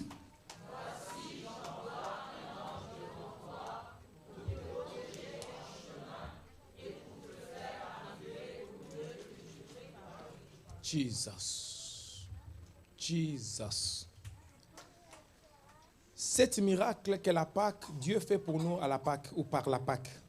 Ça, je pense que chaque année, je dirai ces choses. Premier, l'intervention angélique dans ta vie. Quand j'avais un certain niveau, je disais ça. Mais au niveau d'aujourd'hui, je dois dire l'intervention spirituelle dans ta vie. Yes, parce que ça dépend des catégories. Par exemple, dans ma catégorie aujourd'hui, ce ne sont plus vraiment les anges. Mais j'ai dit seulement anges pour faciliter la compréhension des gens. Il y a des niveaux. Par la Pâque, Dieu dit, j'enverrai mon ange devant toi. Hey! Par la Pâque, l'enfant de Dieu reçoit de nouveaux anges. Par la Pâque, l'enfant de Dieu ne marche pas seul. Il est aidé par des esprits venant de Dieu. Par la Pâque, il y a une intervention spirituelle dans nos vies. Par la Pâque, Dieu active l'angéologie de ta vie et désactive ta démonologie. Par la Pâque. Nous sommes dans la Pâque, non? Un ange est venu chez vous, non? Je vous dis la vérité. Les anges vont t'aider. Les anges vont te soutenir. Les anges vont te protéger. Les anges vont chasser les démons autour de toi. Les anges vont t'apporter ce qu'il faut. Les anges vont te soutenir encore. Les anges seront là, tu les verras. Tu entendras leur voix. Ils te serviront. Ils te guideront. Ils te soutiendront. Là où il y a la guerre, ils combattront avec toi. La Pâque active les anges. Des humains seront activés par des anges.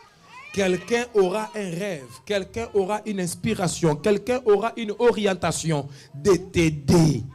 Parce qu'un ange est apparu. Certains humains seront des anges pour vous.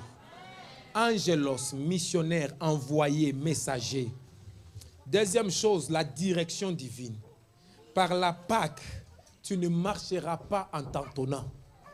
Mais Dieu dirigera ta vie. Il te guidera et il te montrera les chemins. Quand tu te poseras des questions, il te répondra. Et il te dira, marche sur cette route. Ça, c'est la bénédiction aussi de la Pâque. Troisième, Exode 23, 22. Exode 23, 22. Qu'est-ce qu'il dit? C'est ma conclusion. Je suis en train de conclure 7 points. C'est que les miracles et les bénédictions de la Pâque. Lisons ensemble à haute voix, s'il vous plaît.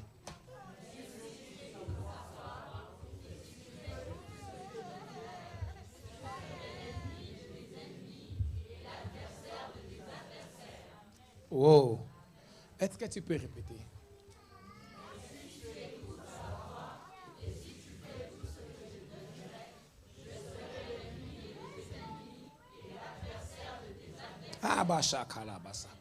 Par la Pâque, Dieu détruit tes ennemis. Ça, c'est une bénédiction de la Pâque. Dieu devient ton ami, l'ennemi de tes ennemis. Par la Pâque, tu deviens indestructible. Tout ennemi qui se soulève contre toi, Holy Ghost. Nzambe pas que ça bien, hein? En fait, tes ennemis doivent avoir peur de la Pâque. Quand la Pâque arrive, ils doivent commencer à trembler. Parce que Dieu veut détruire tous tes ennemis. Verset 25, s'il vous plaît. Lisons, s'il vous plaît.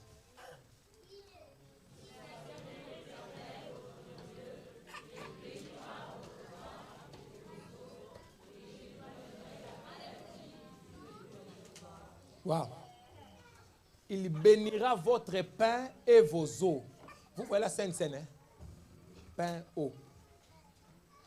Ce verset veut dire que par la Pâque, Dieu te donnera la percée financière. Quand Dieu bénit ton pain, Dieu bénit ton eau, tes eaux.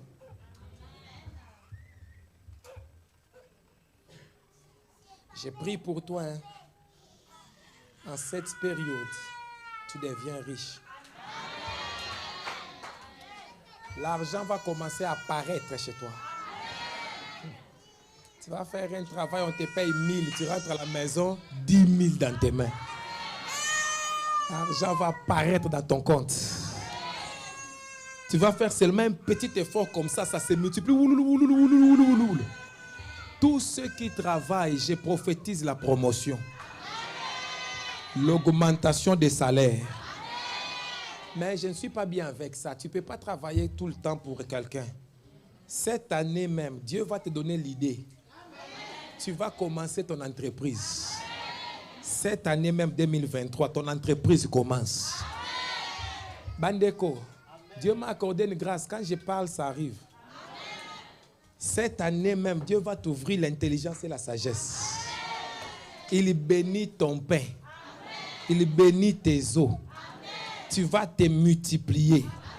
Chaque offrande que tu as fait cette semaine, tu vas récolter x 100. J'ai dit x 100. Et cette année même, au nom de Jésus-Christ, quand tu diras je n'ai pas d'argent, ça sera 100 000 euros. Je répète ce que j'ai dit. Quand tu diras à quelqu'un, ah, je n'ai pas d'argent, hein, ça veut dire que tu as 100 000 euros. On ne te comptera plus parmi les pauvres. On ne te comptera plus parmi la classe moyenne. On te comptera parmi les fortunés. Tu seras l'une des plus grandes fortunes, donnez-moi s'il vous plaît, l'une des plus grandes fortunes de ton pays. Ton gouvernement te cherchera. Oui. Je parle de la prospérité financière, de la percée financière. Je parle sur l'argent. Que l'argent écoute la voix de l'oracle et qu'il vienne chez toi dans le nom de Jésus-Christ. Je ne m'arrête pas là. Les mêmes versets parlent aussi de la guérison et de la santé divine. Je l'ai dit ici comme ton prophète et ton serviteur de Dieu. La maladie ne connaîtra plus ton adresse. À la Pâque, il a versé son sang et il a guéri toutes nos maladies. Verset 30, il dit, donne verset 30 s'il te plaît. Lisons à voix haute, il me reste deux choses. Lisons à voix haute.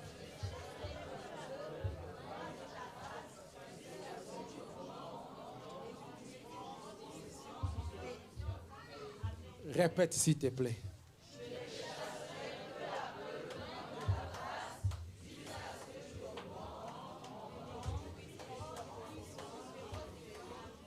Jesus. Alléluia. Dieu dit trois choses ici. Un, je vais chasser tes ennemis peu à peu devant ta face. Il y a une dimension où Dieu dresse une table devant toi en face des adversaires. Où Dieu les laisse exercer leur adversité contre toi. Mais ça ne t'empêche pas de manger sur ta table. Et ça n'empêche pas à l'huile de couler sur toi. Ça n'empêche pas à ta coupe de déborder. Mais les adversaires sont juste en face. Si tu commets une erreur, ils sont sur toi. Parce qu'ils sont juste en face. Mais il y a une dimension quand on atteint la Pâque. Où Dieu ne laisse plus les adversaires en face. Mais où Dieu commence à les chasser peu à peu devant ta face. Dieu commence à les supprimer un à un devant ta face. Où Dieu commence à les exterminer un à un devant ta face.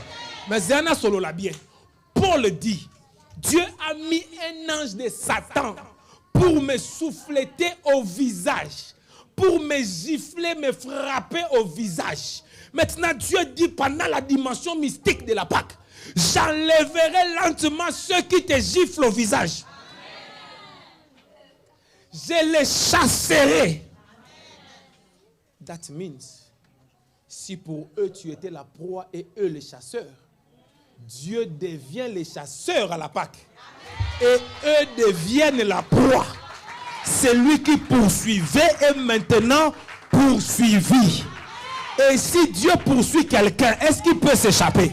Je te dis de la part de Dieu, pendant la Pâque, celui qui se sentait fort devant toi, il ne tiendra pas devant toi.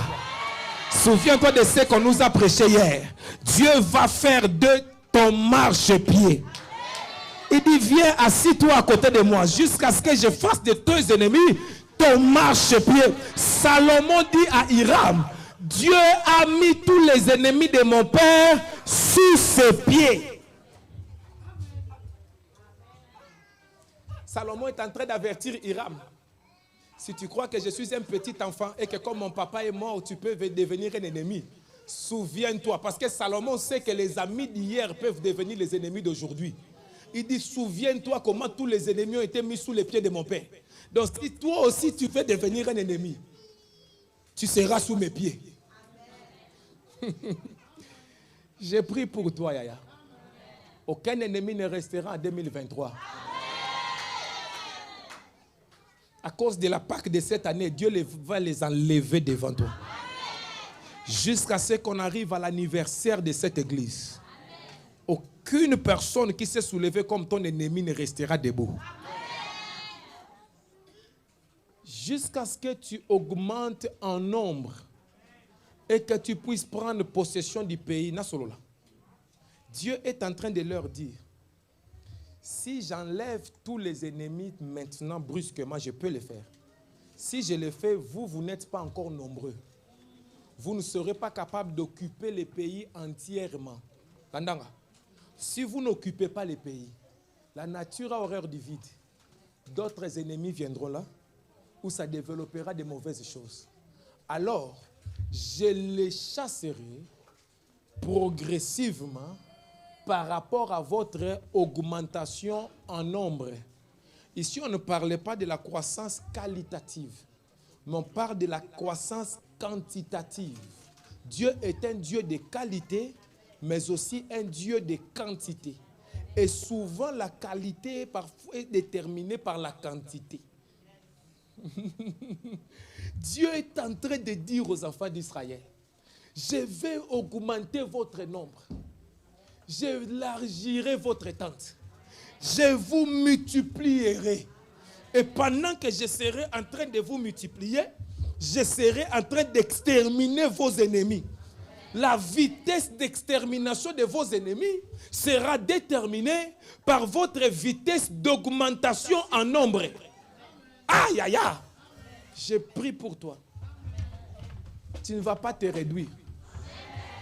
Mais tu vas augmenter. Tu vas augmenter. Tu vas augmenter. Baïfaya ne va pas se réduire. Baïfaya va augmenter. En nombre. En qualité. Il y aura une qualité de membres de cette église qu'on n'a jamais eue. Tout le monde dira vraiment, Dieu a changé la qualité des membres de l'église. Je t'ai dit, vous ne mourrez pas. Oh, je t'ai dit, vous ne mourrez pas. Est-ce que tu peux citer ton nom? Tu ne mourras pas. Est-ce que tu peux citer le nom de quelqu'un d'autre? Il ne mourra pas. Est-ce que tu peux dire une autre personne? Il ne mourra pas. Est-ce que tu peux dire encore une autre personne? Il ne mourra pas. Est-ce que tu peux dire encore une autre personne? Il ne mourra pas. Est-ce que tu peux encore dire une autre personne? Il ne mourra pas. Jusqu'à présent, je ne comprends pas pourquoi tu parles à voix basse. Je ne sais pas si tu as peur de quelqu'un qui avait dit que vous alliez mourir. Tu peux dire encore le nom de quelqu'un. Il ne mourra pas.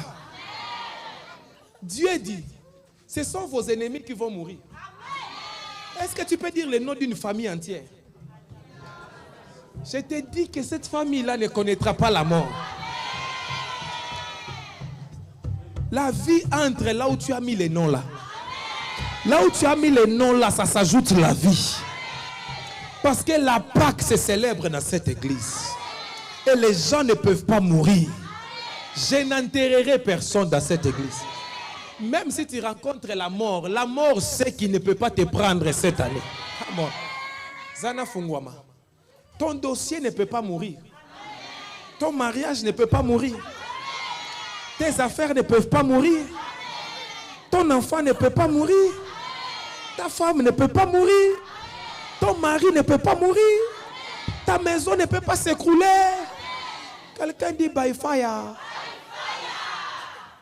Vous ne tomberez pas malade. Si tu étais malade aujourd'hui, la maladie te quitte. Même si le médecin a dit que ça ne guérit pas, aujourd'hui, cette maladie est partie. Au prochain rendez-vous, le médecin vous demandera qui vous a opéré. Vous lui direz, Baïfaya va opérer. Au prochain rendez-vous, le médecin vous demandera qui vous a opéré. Qui a intervenu, qui vous a traité. Vous direz, Baïfaya. Alléluia. La Pâque donne l'élargissement du territoire. Dieu dit, j'élargirai votre territoire. Tu prendras possession du pays tout entier. Je suis en train de prophétiser pour toi. Dieu te donne la terre. Dieu te donne la terre. Dieu te donne la terre. Dieu te donne la terre. Dieu te donne la terre. Dieu te donne la terre. Dieu te donne la terre.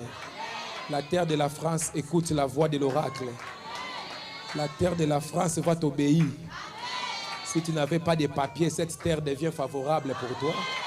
Comme je jette de l'eau, cette terre est arrosée en ton nom. Dieu te donne la France.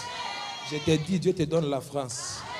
Si tu voulais les papiers, tu les as aujourd'hui. Si tu voulais la nationalité, tu l'as aujourd'hui. Mais je ne m'arrête pas là, tu vas acheter, non? Parce que Dieu te donne la terre. Tu vas acheter, non?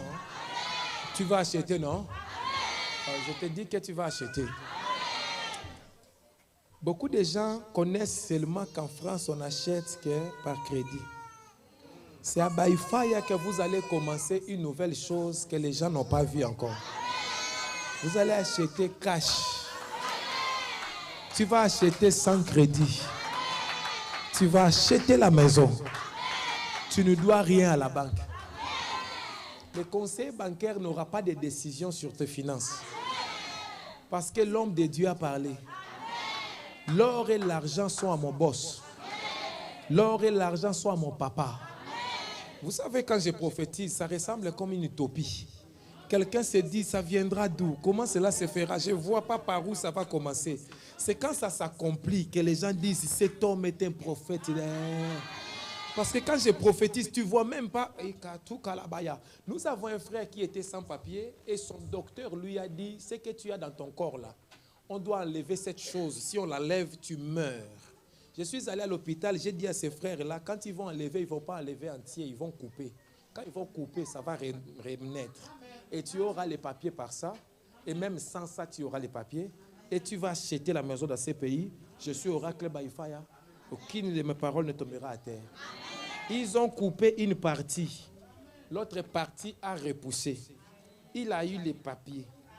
Il a acheté. Quand il a acheté, même les gens qui ne l'aiment pas ont vu qu'il a acheté une maison. Ils ont commencé à faire des campagnes contre lui. Que comment il a acheté la maison, comment il a fait, c'est pas possible. Quand la nouvelle est venue dans mes oreilles, je suis allé prier pour eux. Et le Seigneur m'a dit, tu as oublié ce que je t'avais dit. Je t'ai dit des choses, aujourd'hui tu ne vois pas, ça viendra d'où. Mais quand ça arrivera, tu diras, Dieu avait parlé. Je l'ai dit au nom de Jésus-Christ. Cette année ne finira pas. La terre te sera donnée. À cause de cette Pâques. Aussi vrai que l'Éternel est vivant et mon âme est vivante. Cette année, je viendrai prier dans ta maison que tu as achetée. Tu ne seras pas esclave du taux d'endettement. Au 30%, au 35%, où tu as déjà dépassé 40 ans, où tu as déjà dépassé 50 ans. Tu vas dire au banquier, Vandana pour ça, j'achète cash. Quelqu'un qui croit à mon ministère, je prophétise sur ton compte bancaire. Que la limite que ton compte bancaire ne peut pas dépasser soit brisée aujourd'hui. La Bible dit élargissement. Élargis l'espace de ton compte bancaire. Étends les limites de ton compte bancaire. Je l'ai dit, je suis un homme de Dieu. Quand je parle, ça arrive toujours. Que ton compte bancaire quitte les centaines. Que ton compte bancaire quitte les milliers. Que ton compte bancaire quitte les dizaines de milliers. Que les 10 000, les 20 000 deviennent les miettes de ton compte. Que les 20 000, les 30 000 deviennent les miettes de ton compte. Que tu montes à 100 000. Je prie que la barrière de 100 000 soit brisée. Que toute personne qui n'a jamais eu 100 000 à lui-même soit délivrée de cette limite au nom de Jésus-Christ. Que tu dépasses 100 000 euros. Nous sommes en 2023. Tu dois dépasser 100 000 euros en main propre. Je suis encore en train de me battre parce qu'il y a certaines personnes, les combats de 100 000 les retiennent. lui-même, il s'est dit, c'est pas possible. Je l'ai dit au nom de Jésus-Christ. Ce qui est impossible aux hommes est possible à Dieu. Tout est possible à Dieu. Rien n'est impossible à celui qui croit. Rien n'est impossible à Dieu. Tout est possible à celui qui croit. Ça veut dire celui qui croit a les capacités divines. La foi, c'est une ferme assurance des choses qu'on espère. Une démonstration des choses qu'on ne voit pas. À cause de la foi, les anciens ont reçu un bon témoignage de la part de Dieu. Il faut que celui qui s'approche de Dieu croie que Dieu existe et que Dieu est le rémunérateur de ceux qui le cherchent fermement sans abandonner. Yes, je vous dis la vérité. Croyez en Dieu. Croyez en Dieu. Croyez aux offrandes que vous faites. Croyez à vos semences. Ne doutez pas. Ne dites pas, oh, ça fait 1 mois, ça fait 2 mois. Croyez en Dieu. Peut-être le jour où tu as douté, c'est le jour où l'ange était à côté de toi. Ne perdez pas votre foi. Même si tu as les lettres de rejet 1000 fois, ne perdez pas votre foi. Ne mettez pas votre foi à la lettre du préfet ou à la lettre de l'OFPRA ou de la CNDA. Celui qui a parlé sur toi est plus grand que le président, est plus grand que le FRA, est plus grand que le préfet. S'il a dit une chose, il n'est pas un homme pour mentir, ni un fils de l'homme pour se repentir. Il dit un mot et la chose. Tu dépasses 100 000. 100 000 euros deviennent ton jouet. 100 000 euros deviennent ton jouet. Oh, est-ce que quelqu'un a dépassé 100 000? Est-ce que dans ton esprit, tu vois déjà que 100 000 c'est peu? Est-ce que quelqu'un a vraiment dépassé 100 000? Tous ceux qui ont dépassé 100 000, je suis ton prophète. Je viens encore tirer ton muscle. Je viens encore tirer ton muscle. La foi est élastique. Ça dépend de la force où on a tiré. Je tire encore ton muscle de la foi. Tu vas atteindre 1 million d'euros. Cette année même. Si tu crois et tu ne doutes pas, il t'arrivera conformément à la parole de l'homme de Dieu. 1 million d'euros dans tes mains cette année. Quand tu atteindras 1 million d'euros, tu ne descendras plus jamais sous 1 million d'euros. Tu vas vivre de millions en millions, de gloire en gloire. Et tu atteindras les milliards d'euros.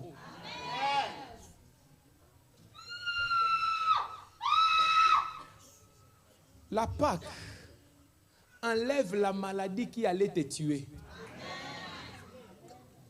La Pâque enlève la maladie qui te fatigue. La Pâque enlève la maladie qui ne s'arrête pas, qui revient. La Pâque l'enlève. Alléluia. Alléluia. Alléluia. Alléluia. Alléluia. Seigneur, je prie pour ces hommes et ces femmes. Qu'ils bénéficient de toutes ces bénédictions de la Pâque. Et que leur vie soit vraiment tétélestai. Tout est accompli. Dans le nom puissant de Jésus-Christ. By fire. Amen. Prends tes offrandes, lève-toi. Je vais clôturer les cultes. Demain, il n'y a pas culte. Dimanche, 10h, nous sommes ici. Demain, reposez-vous sérieusement. Le prédicateur est allé prêcher en Hollande. Il m'a appelé quand il est arrivé. Il dit, by fire, je suis fatigué.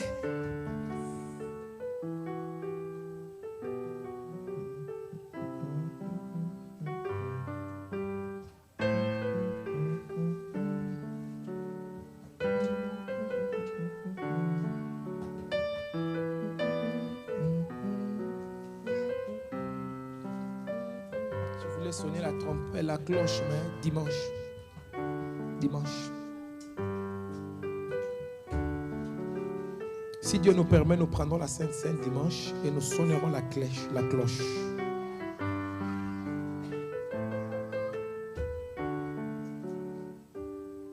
Père, merci pour ce culte. Tu nous as donné l'offrande dans la main. Nous te remercions pour cela. En mettant la main dans les paniers, nous nous rendons seulement ce que tu nous donnes. Que chacun rencontre la récolte au centuple de toutes semences. Dans le nom puissant de Jésus-Christ. By fire. C'est ici que ce culte est clôturé. Au nom de Jésus-Christ. Amen.